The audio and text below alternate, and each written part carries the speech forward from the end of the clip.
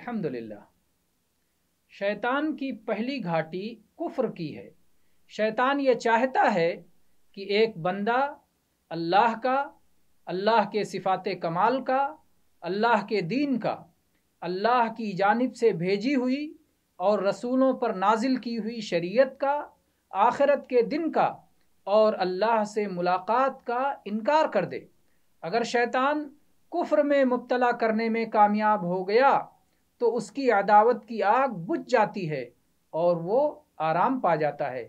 اگر یہاں شیطان ناکام ہو گیا اور صاحب ایمان اپنی بصیرت کے ساتھ ایمان پر قائم رہا اور توحید کی روشنی سلامت رہی تو دوسری گھاٹی کی طرف جا کر شیطان وہاں اپنی محنت شروع کر دیتا ہے۔